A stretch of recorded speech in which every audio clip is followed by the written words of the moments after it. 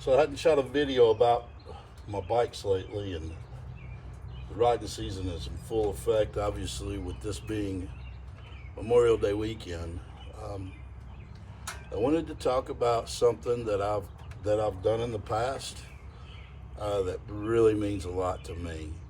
Um, as you guys may know, if you watched any of my videos or a friend of mine or what, that you may know, one of the things dear to me is riders. So a couple of years ago, we lost two people that had been associated with the dealership, and it was traumatic. I mean, it was they passed away. And in one of the occasions, I know the person had some things going on externally um, that could have affected their ability to concentrate while they were driving. So when I talk about this, I really mean this with a lot of love for riders in my heart.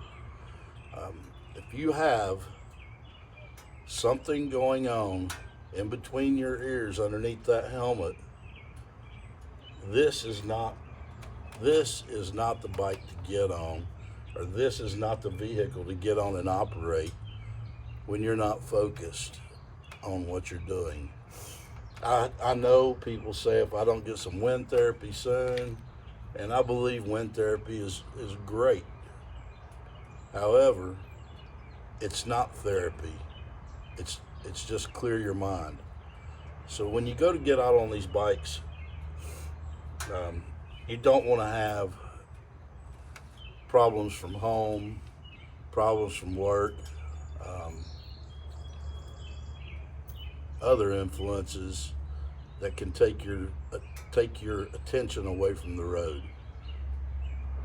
I'm riding a street glide with as many lights and as much sound as you can possibly get on one. And I do realize this is smaller than a Honda Civic or a Prius or any small car. This is smaller than that. So we have to be very focused on what we're doing when we're riding these things, because the people that are driving those cars and trucks and stuff, they truly, it's not that they're not paying attention, it's just they may not see us. I've been guilty of not seeing a bike before, and I pay extra close attention to bikes on the road. It happens. We're on a smaller vehicle than any car, and we usually are traveling at a speed that makes it hard for somebody to see us. And if you're doing that, slow down. Slow down. You know, so many people get on these rides, and when they get on them, and a couple of guys and gals are going somewhere, and you got one guy or one gal that says, I'm going to fly, man, I'm going to do this as fast as I can. Guys, when I say this, man, please think about it. You'll enjoy the ride much more if you just throttle back a little bit and enjoy the ride. If you want to ride longer, take your time going to a destination, and you can enjoy it even more. If you're riding with the group, and the group is a more experienced rider than you are, then ride to your experience level and let that group go on if they're going to run ahead of you. If you're riding in a group and you're an experienced rider, ride to the least ability of the most inexperienced rider in the group so they can enjoy the ride with you. But remember, don't try to do something that you're not comfortable with or that you're not experienced with, because it can be, riding outside of your abilities is probably one of the biggest things that people do. And some people will say, well, I'm going to get better, I'm getting better. When you're riding in a group, that's not your time to push your limits, because the person that is behind you, beside you, or in front of you may be a lesser experienced rider, and it could turn to be fatal for both of you. So remember, ride to your ability, slow down, enjoy the ride. I know that when I leave, sometimes to go on a ride, I'll leave and I'll plan 3 hours out, or 4 hours out of riding. But in that 4 hours, I don't need to go 300 miles. What I need to enjoy the little bit of time I've got there. So take care of yourselves out on the road this year. The last thing I want to do is read